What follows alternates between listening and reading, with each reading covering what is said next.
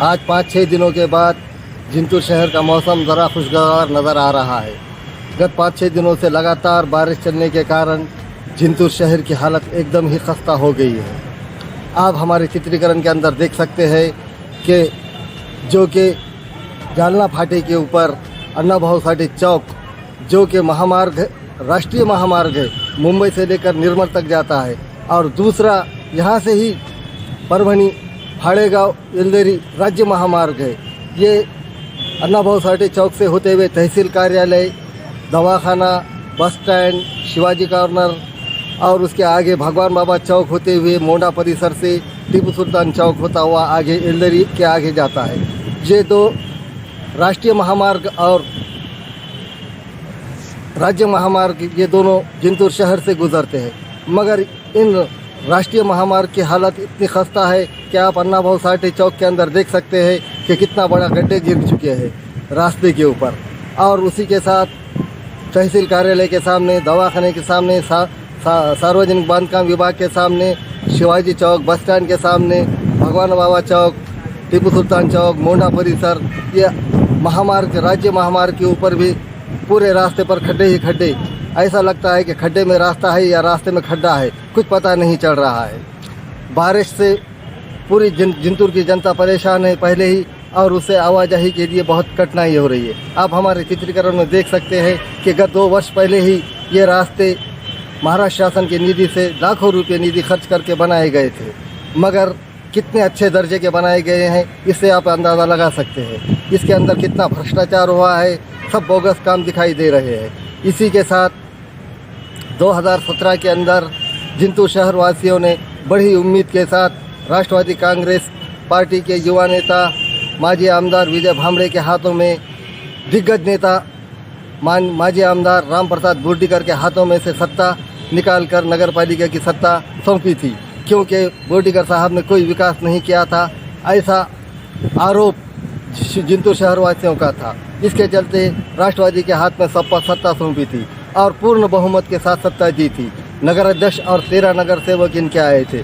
उन्होंने भी महाराष्ट्र शासन से बहुत बड़ा निधि उपलब्ध करा कर लाया था और जिंतूर शहर का विकास किया था, मगर वो विकास भी आप हमारे चित्रीकरण के अंदर देख सकते हैं कि पुलिस स्टेशन से लेकर मेन चौक तक और मेन चौक से लेकर नेवाती मोहल्ला मस्जिद के अंदर तक का जो रास्ता बना है, और उसी के साथ मेन चौक से दादा शरीफ चौक से नरसिंह चौक जो बरूण नाके तक जाता है।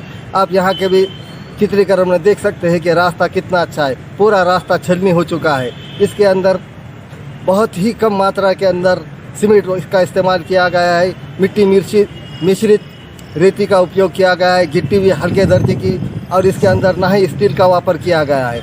आप 1.5-2 साल के अंदर ही ये रास्ता पूरी तरह से छन्नी हो चुका है और जिसके ऊपर पूरा पानी जमा हो जाता है। ऐसा लगता है कि मानो यहाँ रोड बना ही नहीं था। पूरा कीचड़ में से जिंतूर शहर वासियों को आना जाना करना पड़ता है।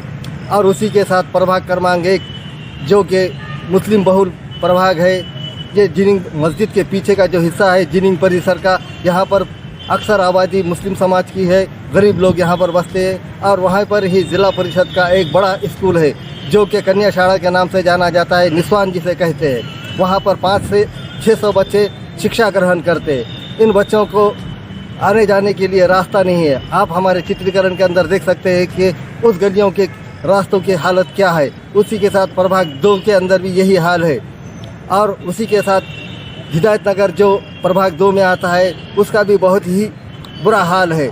रास्ता बिल्कुल ही नहीं है, रास्ते हैं न नालियाँ हैं, मगर सत्ताधारी पक्ष ने पूरे शहर के अंदर ढंढोरा पीट डाला है। विकास विकास विकास विकास की गंगा मानो इन्होंने ही यहाँ लाई है, मगर उसके अंदर कितना विकास हुआ है और कितना भ्रष्टाचार हुआ है ये जनता खुले आंखों से देख रही है।